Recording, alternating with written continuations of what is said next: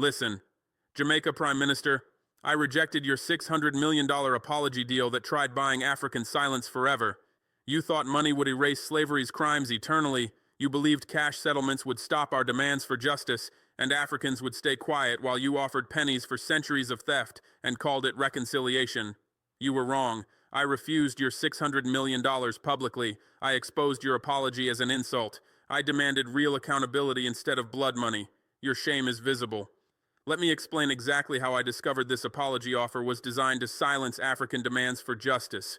I received a confidential communication from Jamaica's Prime Minister through diplomatic channels requesting an urgent private meeting to discuss what was described as a historic reconciliation initiative.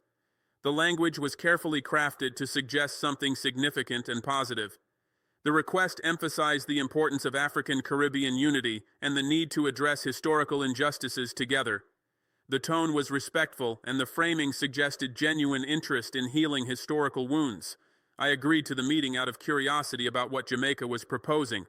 The Prime Minister arrived in Ouagadougou with a small delegation including the Foreign Minister and several advisors. The meeting began with lengthy statements about the shared history between Africa and the Caribbean, the bonds created through the tragedy of slavery, and the importance of unity among people of African descent globally. The rhetoric was moving and seemed sincere. Then the Prime Minister presented what he called a groundbreaking proposal for reconciliation. Jamaica would establish a fund of $600 million to be distributed to African countries as acknowledgement of the role African suffering played in building Caribbean prosperity. The money would come from a combination of Jamaican government contributions, private sector donations, and international fundraising. The fund would support development projects in Africa chosen jointly by Jamaica and recipient countries. The proposal was presented as a bold step toward justice and reconciliation.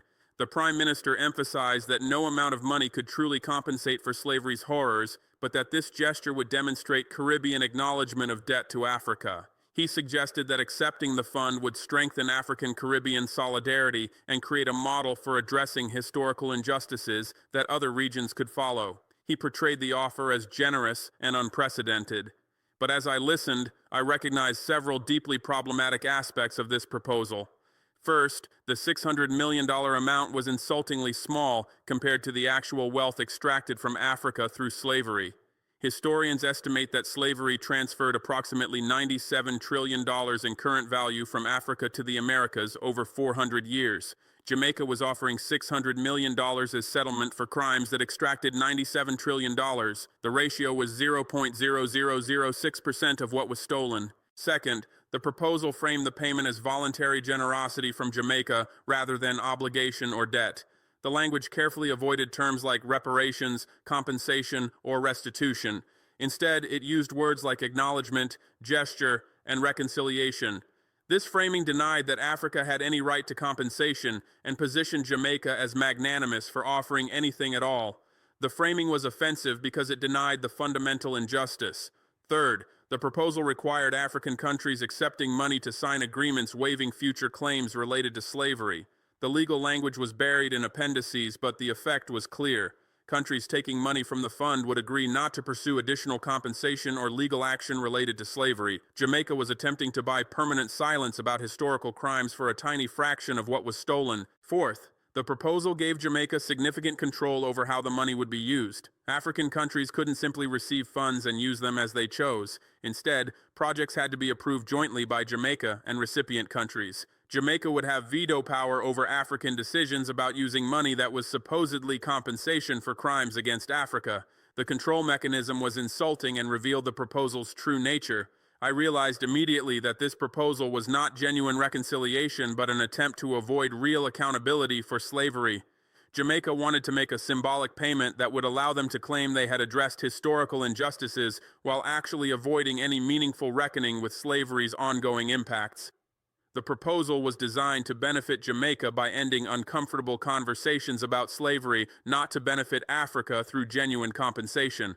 I decided to reject the proposal publicly and explain exactly why it was unacceptable. I wanted to use Jamaica's offer as an opportunity to educate people about what real accountability for slavery would require. I wanted to challenge the idea that historical crimes could be addressed through token payments that avoided genuine justice. I wanted to establish principles that would guide African responses to future reparations proposals. I told the Jamaican delegation directly that I was rejecting their proposal and would explain my reasons publicly. They were shocked because they had expected African countries would eagerly accept any money offered. They tried to negotiate, suggesting the amount could be increased or the terms modified, but I made clear that no modification would make the proposal acceptable because the fundamental approach was wrong. I held a press conference the next day to announce my rejection of Jamaica's proposal and explain my reasoning. I began by acknowledging the historical bonds between Africa and the Caribbean created through slavery's tragedy. I expressed solidarity with Caribbean people of African descent who were also victims of slavery.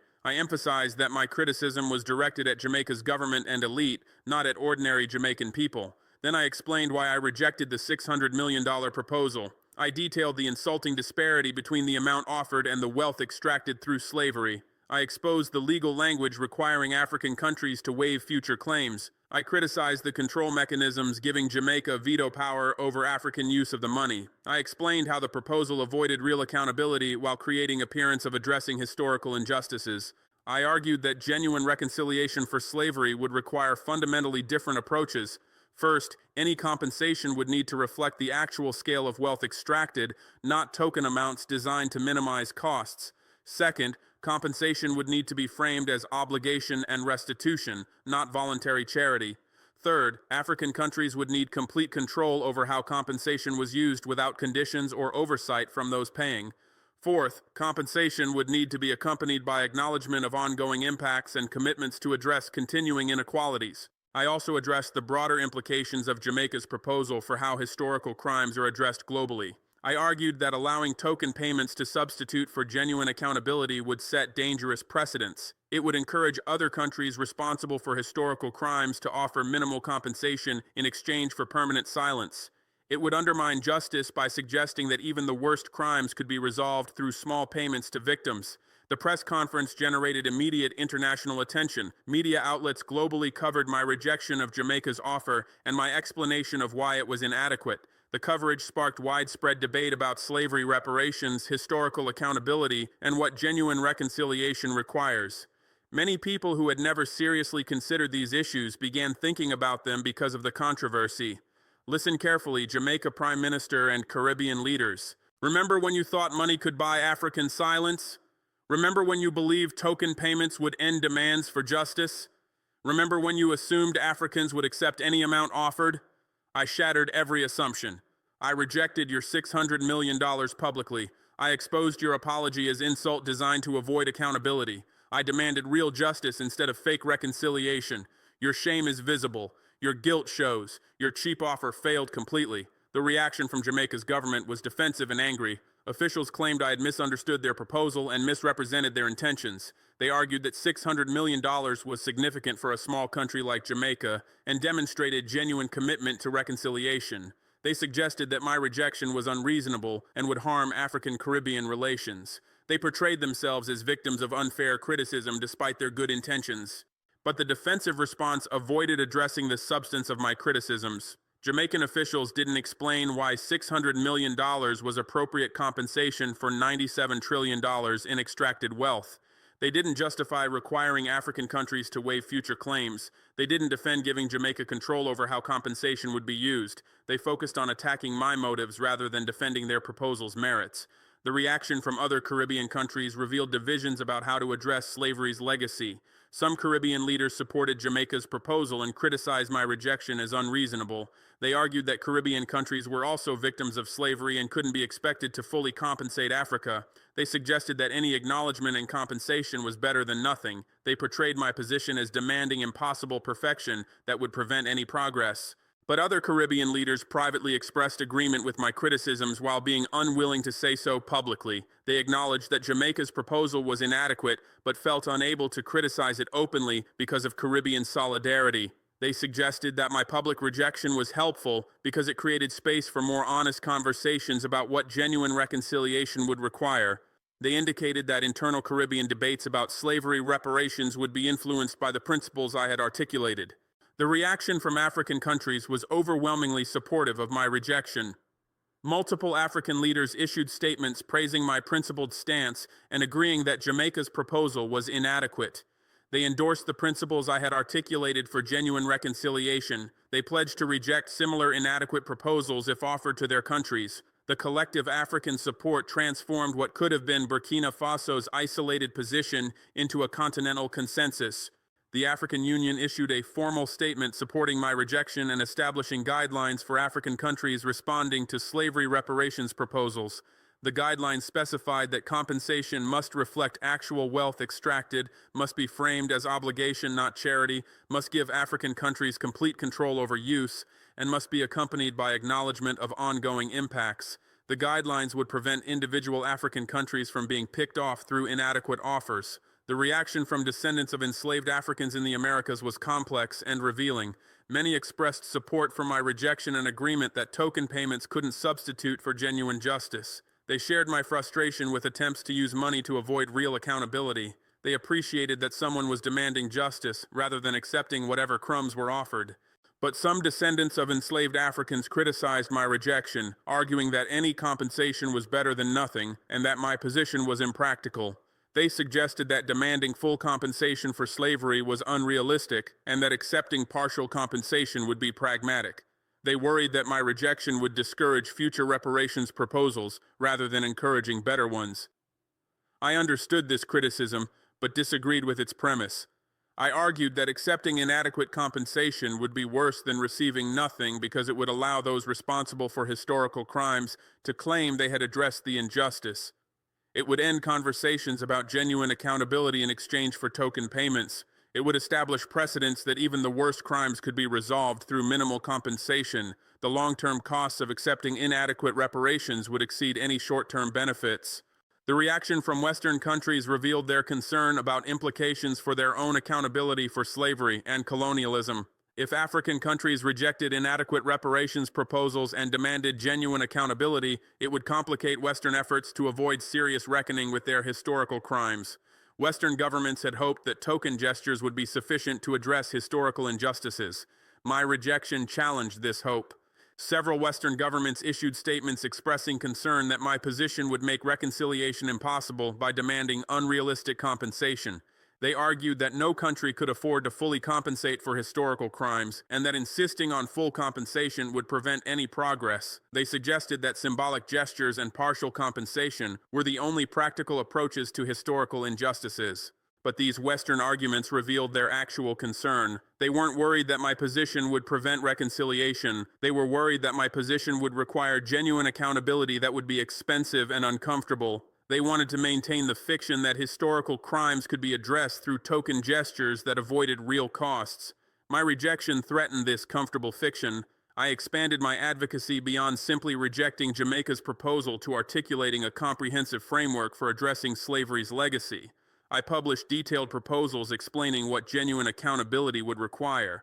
I calculated the actual wealth extracted through slavery and what appropriate compensation would be. I outlined mechanisms for delivering compensation and ensuring it benefited African populations. I addressed common objections and explained why genuine accountability was both necessary and feasible. The calculations of wealth extracted through slavery were based on historical research by economists and historians. Over approximately 400 years, slavery transferred an estimated $97 trillion in current value from Africa to the Americas. This included the value of enslaved people's labor, the resources extracted from Africa to support slavery, and the economic development in the Americas built on slavery. The $97 trillion was a conservative estimate that didn't include many indirect costs and ongoing impacts. The appropriate compensation for this extraction would be the $97 trillion plus interest over 400 years. At a modest 3% annual interest rate, the total debt would be approximately $340 trillion. This amount reflected what Africa would have if the stolen wealth had remained and grown over time. The $340 trillion was what genuine compensation for slavery would require. I acknowledged that no country or region could pay $340 trillion immediately, but I argued this didn't mean compensation was impossible or that token payments were acceptable. Instead, genuine accountability required long-term payment plans that would transfer real wealth over time. I proposed that countries and regions built on slavery should commit to transferring 5% of their GDP annually to Africa for 200 years as compensation. The 5% of GDP for 200 years would total approximately $340 trillion in current value, matching the debt. The payment would be significant enough to represent genuine sacrifice by those paying and genuine benefit for Africa. It would be sustained long enough to demonstrate serious commitment rather than token gesture. It would be structured to be affordable through spreading payments over time while still representing real accountability. I addressed common objections to this proposal systematically. When critics argued that current generations shouldn't pay for historical crimes, I explained that current wealth and poverty were direct results of historical crimes and that addressing ongoing inequality required addressing historical causes. When critics claimed countries couldn't afford 5% of GDP annually, I noted that military spending often exceeded this amount and that priorities could be adjusted. When critics suggested the proposal was impractical, I detailed implementation mechanisms that would work. The proposal generated intense debate globally. Supporters argued it was the first serious attempt to calculate appropriate compensation for slavery and establish realistic mechanisms for payment. They praised the moral clarity of demanding genuine accountability rather than accepting token gestures. They suggested the proposal could transform conversations about historical justice by establishing clear standards. Critics argued the proposal was unrealistic and would never be accepted by countries responsible for slavery. They claimed that demanding full compensation would prevent any progress on reparations. They suggested that accepting partial compensation would be more pragmatic than insisting on full payment that would never come. They portrayed the proposal as idealistic rather than practical. But I argued that dismissing genuine accountability as unrealistic was itself a political choice that protected those responsible for historical crimes. The question wasn't whether full compensation was realistic, but whether it was just. If genuine justice was unrealistic, that revealed problems with current power structures rather than problems with demands for justice. The appropriate response was to change power structures, not to lower justice demands. The debate about slavery reparations that my rejection of Jamaica's proposal sparked had effects beyond the specific issue.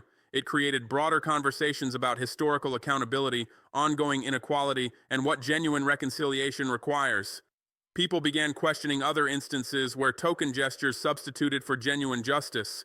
The principles I articulated for addressing slavery were applied to colonialism, genocide, and other historical crimes. Several African countries began demanding reparations from former colonial powers, using frameworks similar to what I had proposed. They calculated wealth extracted during colonialism, added appropriate interest, and demanded payment plans that would transfer real wealth over time. The demands were based on the principle that historical crimes required genuine accountability, not token gestures. The spreading demands showed that my rejection of Jamaica's proposal had inspired broader movements for justice. Former colonial powers responded with alarm to these demands. They had hoped that historical injustices could be addressed through apologies and symbolic payments that avoided real costs. The African demands for genuine compensation threatened to impose substantial costs that would affect their economies and living standards. They attempted to dismiss the demands as unrealistic while revealing their actual concern was avoiding accountability.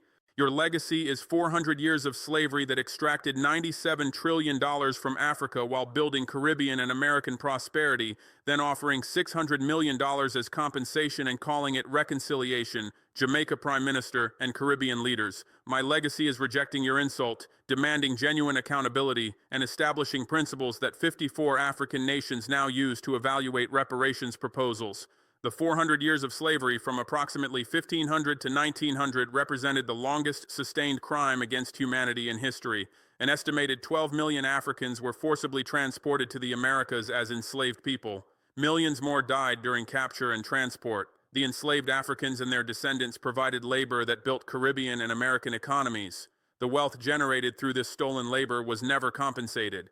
The duration of 400 years makes slavery unique among historical crimes in its sustained and systematic nature. Other atrocities have killed more people in shorter periods, but slavery's combination of duration, scale, and systematic exploitation is unmatched. For 4 centuries, generation after generation of Africans were captured, transported, enslaved, and worked to death to generate wealth for others. The sustained nature of the crime compounded its impacts across multiple generations. The 12 million Africans forcibly transported to the Americas represent only those who survived the journey.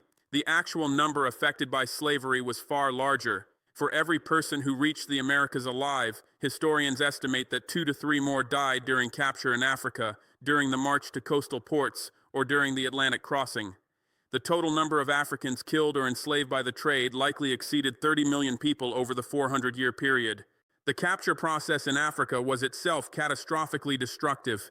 European and American slave traders didn't venture inland to capture people themselves. Instead, they established coastal trading posts and purchased enslaved people from African intermediaries. This created incentives for warfare and raiding across Africa as groups captured others to sell to European traders. The warfare and raiding destabilized entire regions, destroyed political systems, and created cycles of violence that persisted for generations. The march to coastal ports after capture was deadly for many enslaved Africans. Captives were often marched hundreds of miles in chains with minimal food and water. Those who couldn't keep pace were killed or left to die. The mortality rate during these forced marches was estimated at 20 to 30%. The survivors who reached the coast had already endured trauma and loss that would mark them for life.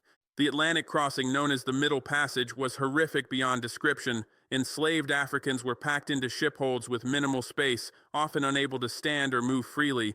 They were given minimal food and water. Disease spread rapidly in the unsanitary conditions. The mortality rate during the crossing averaged 15 to 20%, but reached much higher levels on some voyages. The bodies of those who died were simply thrown overboard. The 12 million who survived to reach the Americas faced lives of brutal exploitation. They were sold to plantation owners and other buyers who viewed them as property rather than human beings. They were forced to work from dawn to dusk in sugar, cotton, tobacco, and other crops. They were beaten, tortured, and killed if they resisted or failed to meet production quotas. They were denied basic human rights, including the right to marry, to keep their children, or to own property. The labor of enslaved Africans and their descendants built the economic foundations of the Americas over 4 centuries. In the Caribbean, enslaved Africans cleared land, planted and harvested sugar cane, processed sugar in mills, and produced the sugar that made Caribbean colonies the most valuable possessions of European powers. The wealth generated from Caribbean sugar exceeded the wealth from all other colonial possessions combined during the height of the sugar trade. In North America, enslaved Africans cleared forests, drained swamps, built infrastructure, and cultivated crops that generated enormous wealth for plantation owners and merchants. Cotton production in the American South, built entirely on enslaved labor, fueled the Industrial Revolution in Britain and the northern United States. The cotton textiles produced from slave-grown cotton were the first mass-produced industrial goods and created fortunes for factory owners and merchants. In South America, enslaved Africans worked in gold and silver mines, on sugar and coffee plantations, and in various other industries. The precious metals extracted by enslaved miners financed European wars and economic development for centuries. The agricultural products grown by enslaved laborers fed growing urban populations in the Americas and Europe. The wealth generated through this forced labor was staggering in scale. The wealth generated through stolen labor was never compensated to those who created it or their descendants. Enslaved Africans received no wages for their labor. When slavery was finally abolished in different countries between 1800 and 1888, the formerly enslaved received no compensation for the labor that had been stolen from them or their ancestors. In many cases, it was the slave owners who received compensation from governments for losing their property, while the enslaved people received nothing. The $97 trillion in extracted wealth was calculated by economists examining the value of enslaved labor, resources taken from Africa to support slavery, and economic development in the Americas built on slavery. This conservative estimate didn't include many indirect costs, including Africa's lost development opportunities, demographic damage from population loss, and ongoing impacts of slavery's legacy. The actual cost to Africa was likely much higher. The calculation of $97 trillion in extracted wealth used rigorous economic methodology to estimate the value of what was taken from Africa through slavery.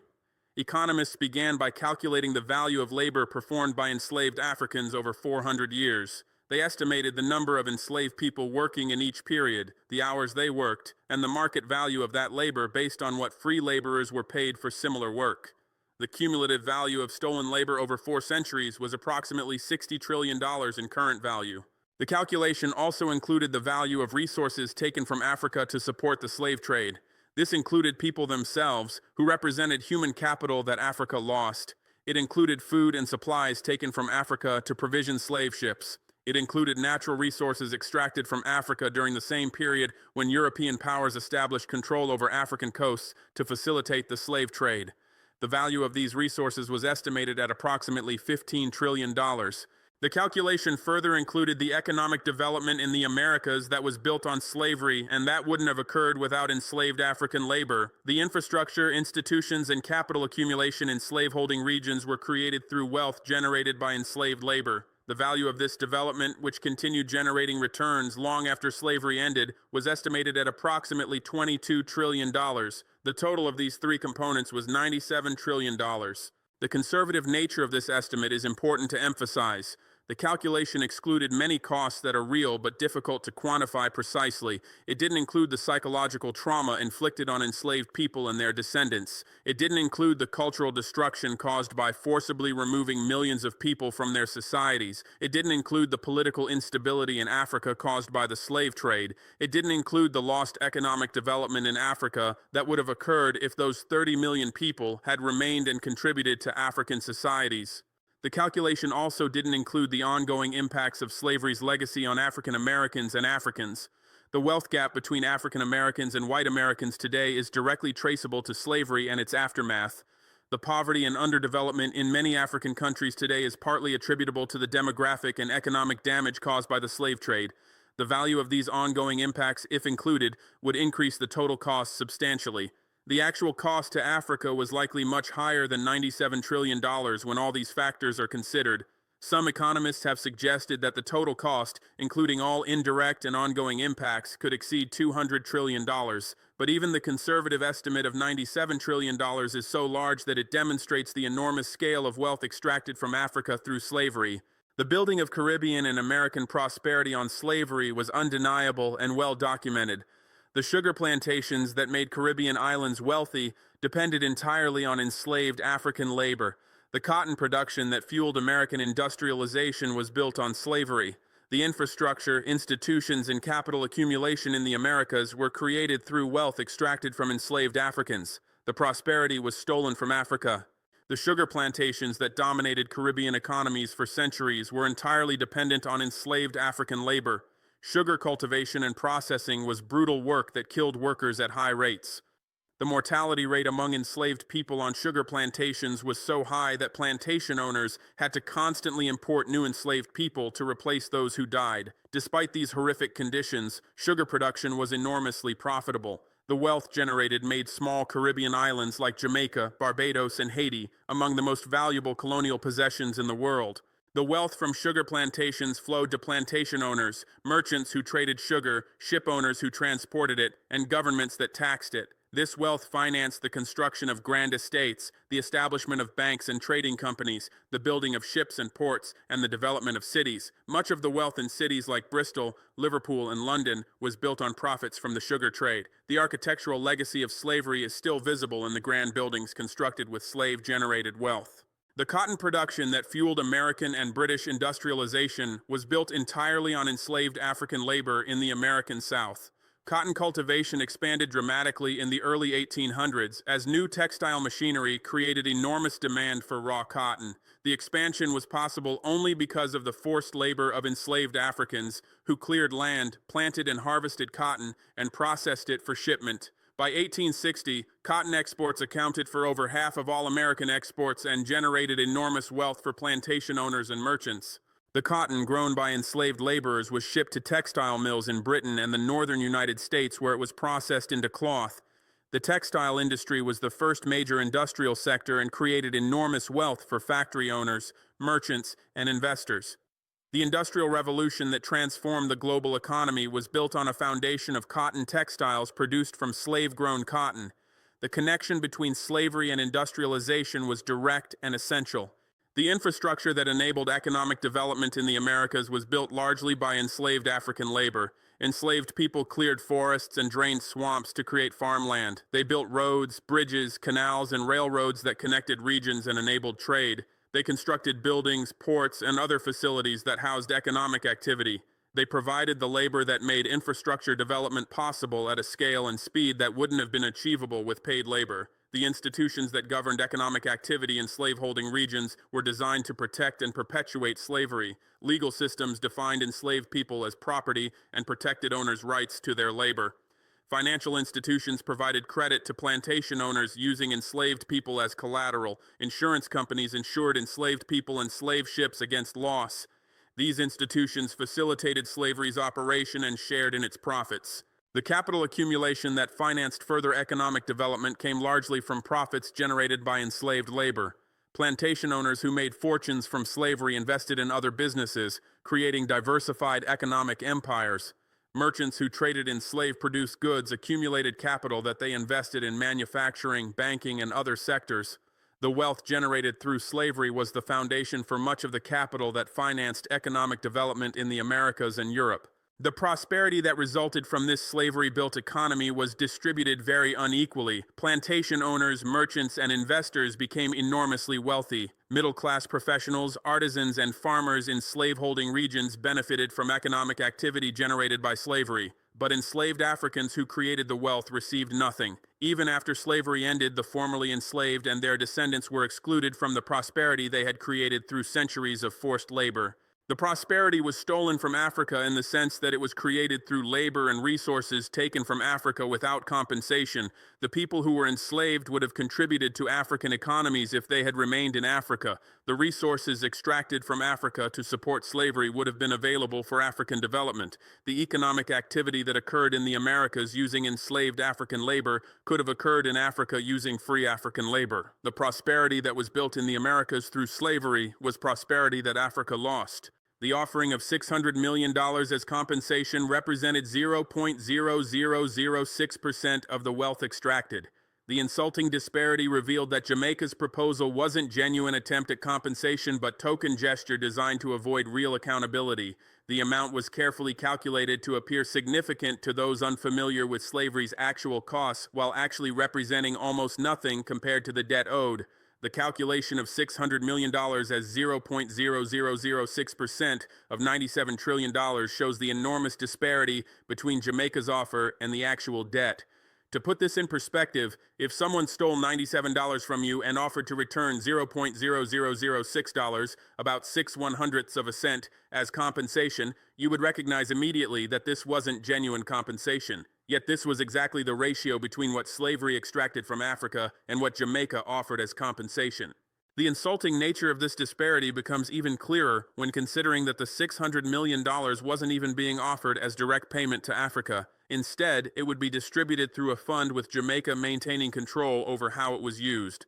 African countries would have to apply for grants from the fund and have their proposals approved by Jamaica. The actual benefit to Africa would be even less than the already inadequate $600 million. The disparity also reveals the cynical calculation behind Jamaica's proposal. The $600 million was large enough to generate positive publicity for Jamaica as a country addressing historical injustices. It was large enough to pressure African countries to accept by making them appear unreasonable if they refused. But it was small enough to be affordable for Jamaica and to represent almost nothing compared to the actual debt. The amount was carefully chosen to maximize public relations benefits while minimizing actual costs. The revelation that Jamaica's proposal wasn't genuine compensation but token gesture designed to avoid accountability came from analyzing the proposal's structure and conditions.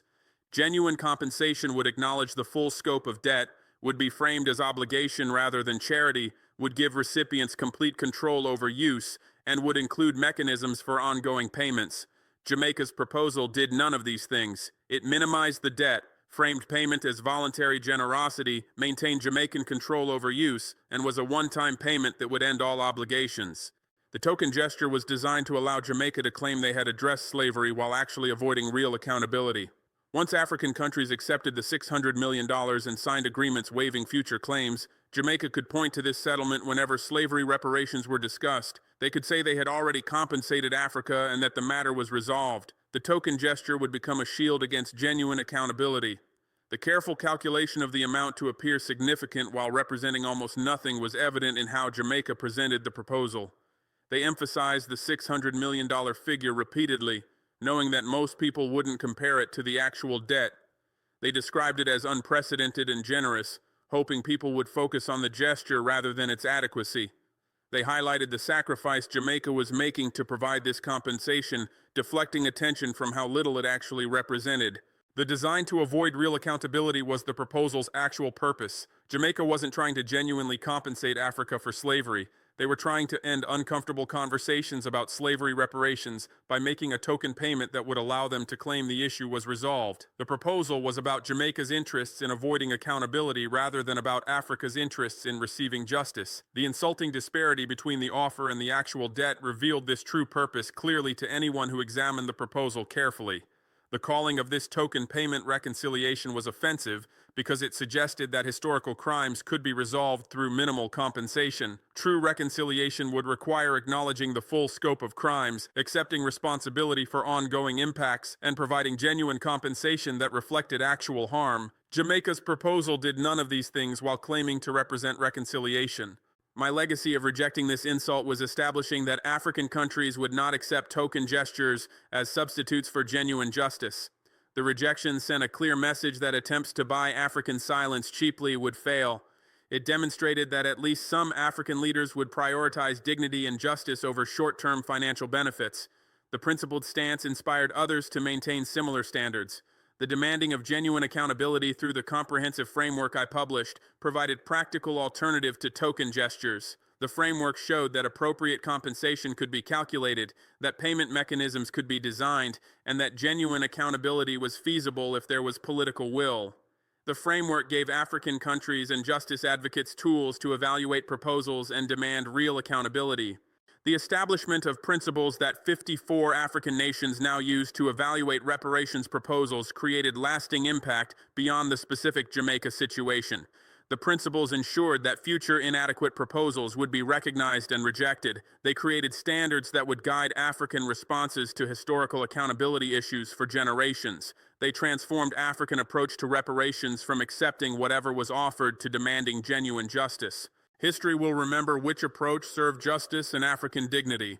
The answer is written in rejected token payments that insulted victims, in principles demanding genuine accountability that inspired movements, in 54 African nations refusing to sell silence for inadequate compensation, in spreading demands for real reparations from former colonial powers. You offered $600 million to avoid accountability for $97 trillion stolen. I rejected your insult and demanded justice. The lesson is eternal. The proof is visible in African unity. The outcome is permanent. The historical record will show clearly which approach honored the memory of slavery's victims and which approach betrayed them.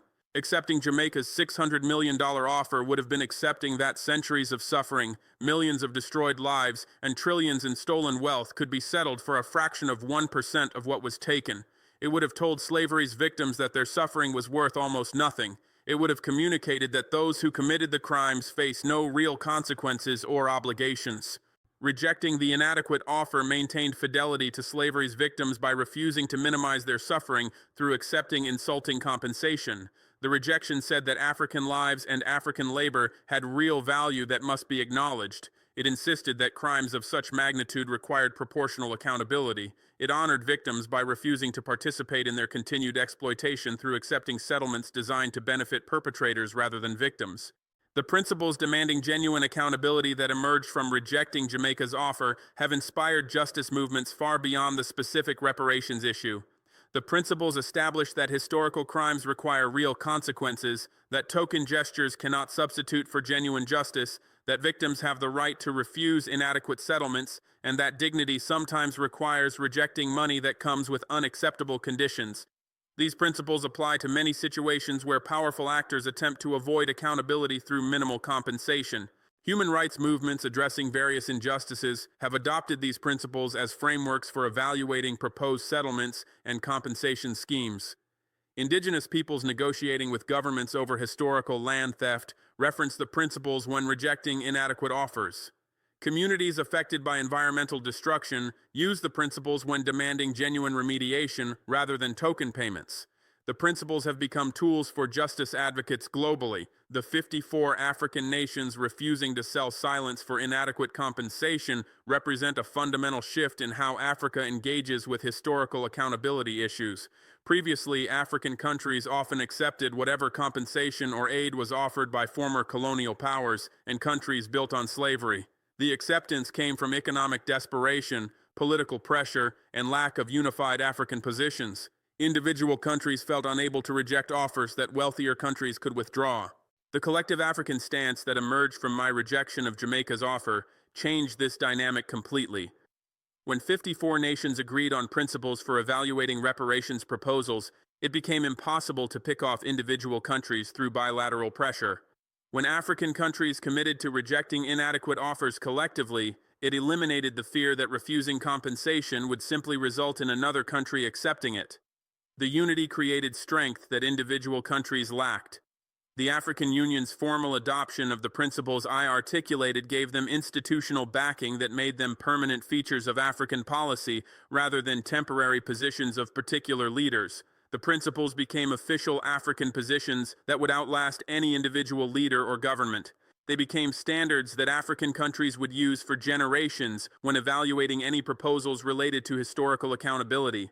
The spreading demands for real reparations from former colonial powers show that my rejection of Jamaica's offer inspired broader movements rather than discouraging reparations discussions as critics had warned. Multiple African countries have now formally demanded reparations from former colonial powers using calculations similar to those I published. The demands are based on documented wealth extraction during colonialism, include appropriate interest calculations, and propose realistic payment mechanisms. Kenya demanded reparations from Britain for colonial-era crimes including land theft, forced labor, and violence during independence struggles. The calculated debt exceeded $8 trillion based on documented wealth extraction and demographic damage. Kenya proposed a 100-year payment plan that would transfer real wealth while being manageable for Britain's economy. The demand was framed as moral and legal obligation, not request for charity. Nigeria demanded reparations from Britain for colonial extraction of resources, destruction of indigenous industries, and imposition of economic structures that continued harming Nigeria after independence. The calculated debt exceeded $15 trillion. Nigeria proposed payment through a combination of direct transfers, debt cancellation, technology transfer, and preferential trade arrangements. The comprehensive approach addressed both historical crimes and ongoing impacts. Zimbabwe demanded reparations from Britain for colonial land theft that displaced indigenous populations and created inequality that persists today. The calculated debt exceeded $6 trillion. Zimbabwe proposed payment primarily through land purchases that would enable redistribution to descendants of those displaced during colonialism. The proposal directly addressed ongoing impacts of historical crimes. Multiple other African countries have made similar demands using the framework I established. The collective demands total over $50 trillion from various former colonial powers. While these amounts seem enormous, they reflect actual documented wealth extraction and represent genuine accountability for historical crimes. The demands are based on justice rather than what former colonial powers find convenient to pay. Former colonial powers have responded to these demands with alarm and attempts to dismiss them as unrealistic. But the dismissals reveal their actual concern is avoiding accountability rather than genuine belief that the demands are unjustified. When pressed, officials from former colonial powers cannot explain why the calculated debts are wrong or why genuine accountability is unrealistic beyond claiming they don't want to pay. You offered $600 million to avoid accountability for $97 trillion stolen. The disparity between the offer and the actual debt was so extreme that it revealed the offer's true purpose.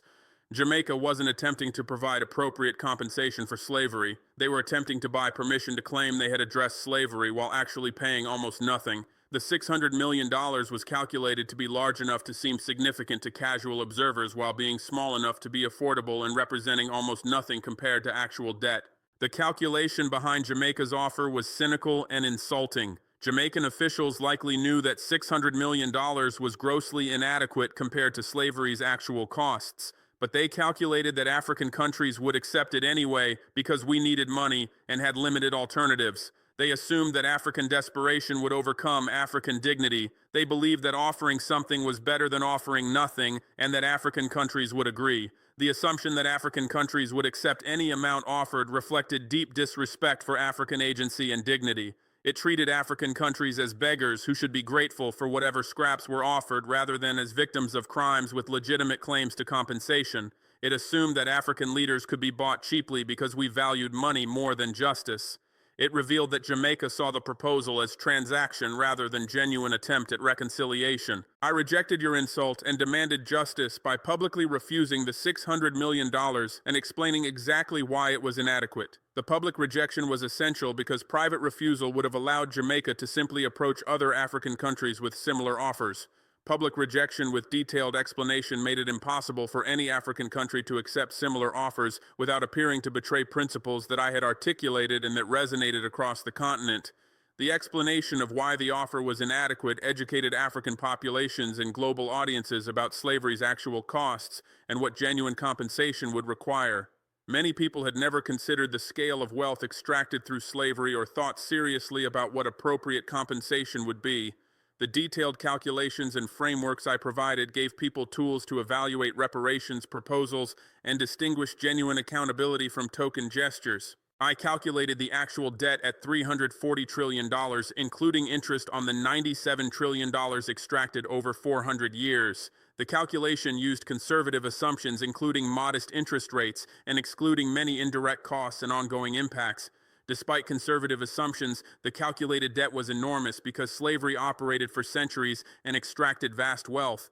The calculation showed that genuine compensation for slavery would require transferring substantial wealth back to Africa. The $340 trillion figure shocked many people because it was so large, but the shock reflected lack of understanding about slavery's scale and duration rather than any error in calculation. When people understood that slavery operated for 400 years, involved millions of people, and built entire economies, they recognized that the debt would necessarily be enormous. The large number reflected slavery's actual magnitude rather than exaggeration. I proposed payment plans requiring 5% of GDP annually for 200 years as realistic mechanism for delivering the $340 trillion in compensation. The 5% of GDP would be significant enough to represent real sacrifice by those paying and real benefit for Africa. The 200-year timeline would spread payments over multiple generations, making them more manageable while still representing serious long-term commitment. The proposal showed that genuine accountability was feasible if there was political will. Critics argued that no country would accept paying 5% of GDP annually for 200 years, but this criticism revealed that the objection was to genuine accountability rather than to the specific payment mechanism. If 5% for 200 years was unacceptable, critics needed to propose alternative mechanisms that would transfer equivalent value.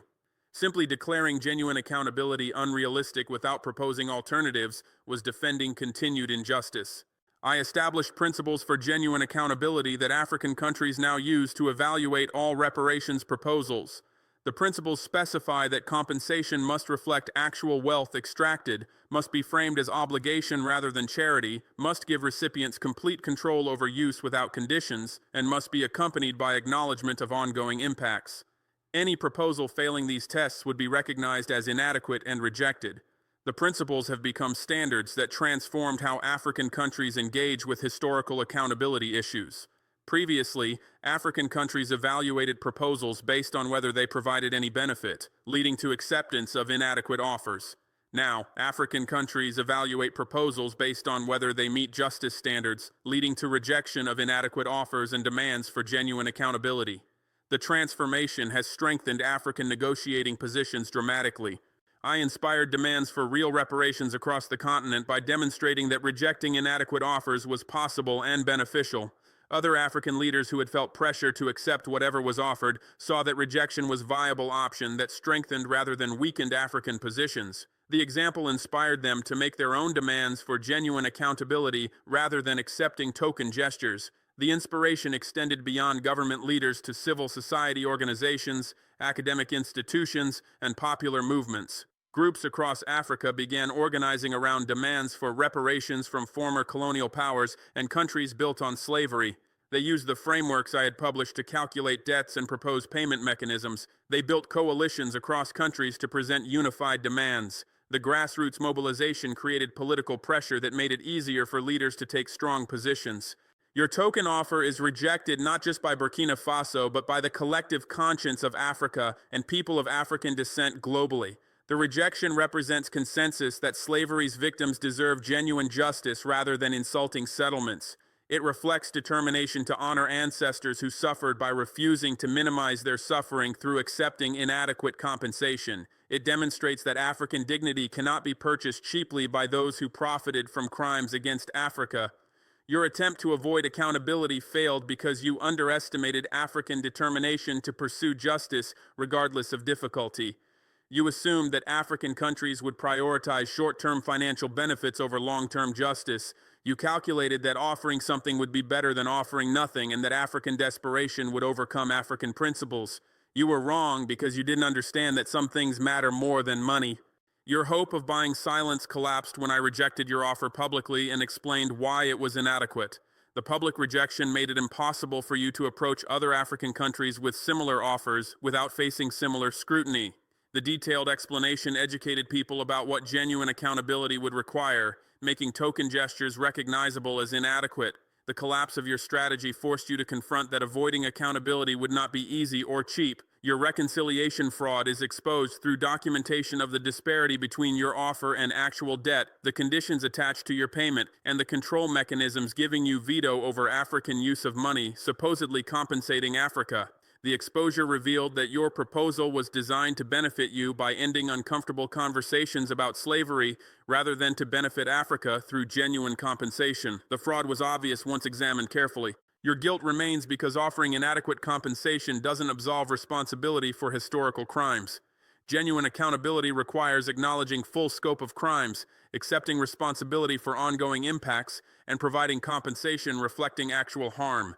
Your proposal did none of these things. Your guilt is undiminished by token gestures that insult victims while claiming to represent reconciliation. We have dignity that cannot be purchased with inadequate compensation because dignity comes from maintaining principles regardless of material incentives. Accepting $600 million in exchange for waiving claims to $97 trillion would have been selling our dignity cheaply. Rejecting the inadequate offer maintained dignity by refusing to participate in our own exploitation. The dignity is priceless and permanent, unlike money that would have been spent while the compromise of principles would have lasted forever. The dignity that comes from principled stands is more valuable than money obtained through compromising principles. Money can be spent and disappears, but dignity and self-respect last. African countries that maintain dignity through refusing inadequate compensation will be respected internationally and will maintain self-respect. African countries that sell dignity for inadequate compensation will be seen as weak and will lose self-respect. The choice between dignity and money is really a choice between lasting value and temporary benefit.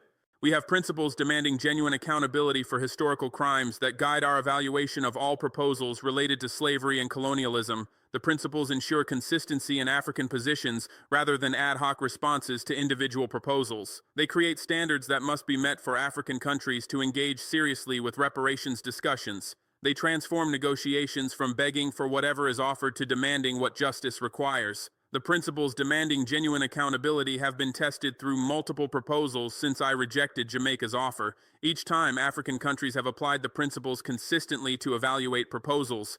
Inadequate offers have been rejected regardless of amounts involved or pressure applied. The consistency has established that African positions are principled rather than negotiable. It has forced those seeking to address historical crimes to take African demands seriously. We have unity across 54 nations refusing token gestures that represents unprecedented African solidarity on historical accountability issues. Previously, African countries often competed with each other for aid and investment from former colonial powers, allowing those powers to play African countries against each other.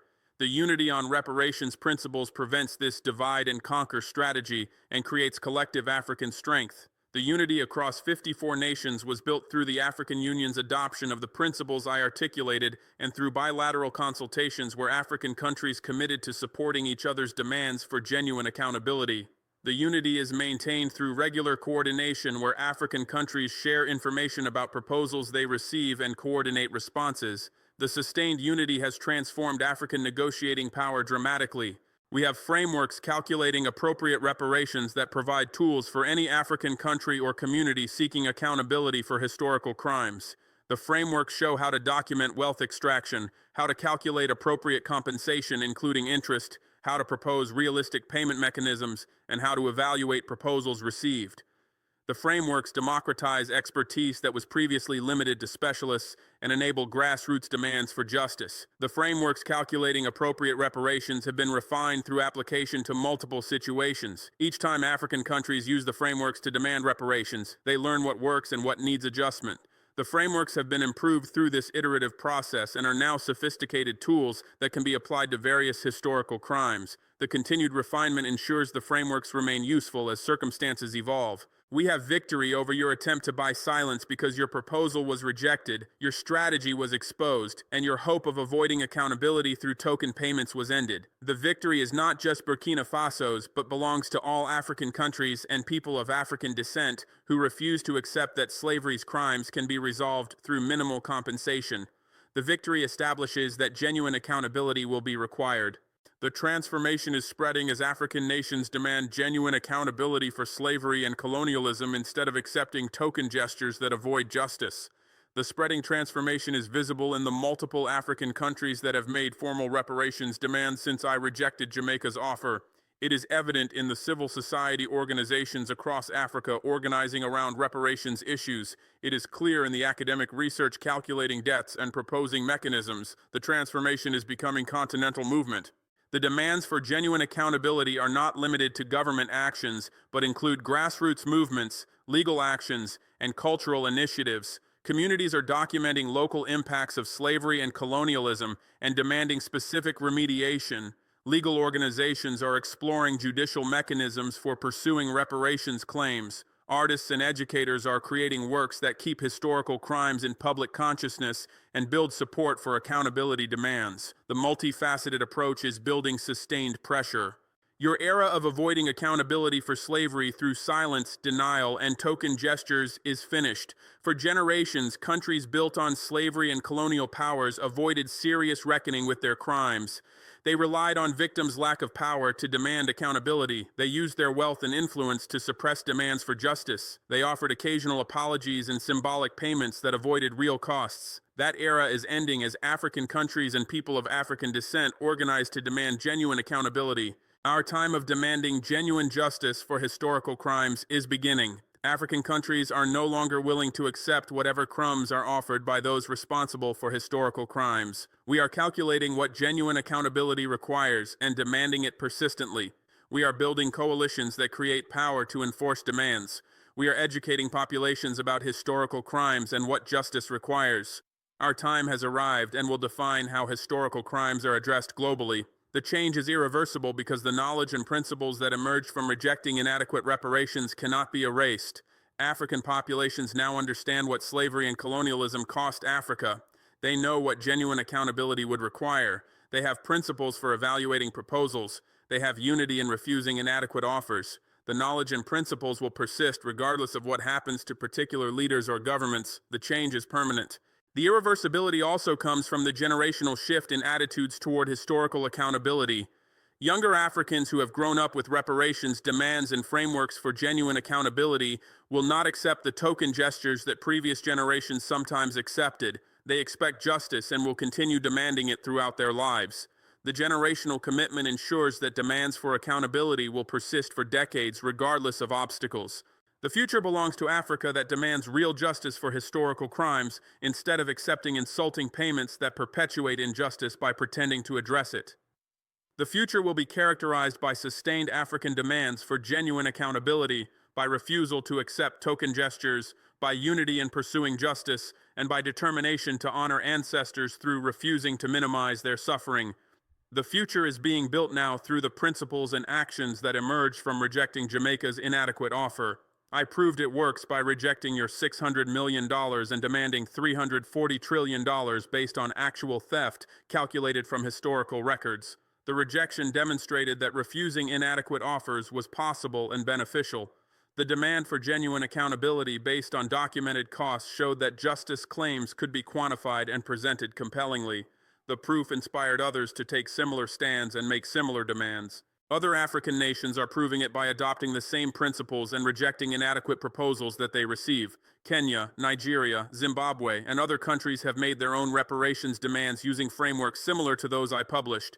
They have rejected token offers from former colonial powers. They have built coalitions to present unified demands. The collective action across multiple countries proves that the approach works and is sustainable. African dignity guarantees everything because principled, we refuse to sell our silence, and united, we demand genuine justice, and determined, we will accept nothing less than real accountability for crimes that stole our wealth and built your prosperity, and nothing can prevent us from pursuing justice until historical crimes are genuinely addressed through compensation, reflecting actual harm, instead of token payments designed to avoid accountability forever. The guarantee that African dignity provides is absolute and unconditional. Our dignity does not depend on whether reparations are paid or accountability is achieved. Our dignity comes from maintaining principles regardless of consequences. We will pursue justice whether it takes years or generations. We will refuse inadequate offers regardless of economic pressure. We will maintain unity despite attempts to divide us.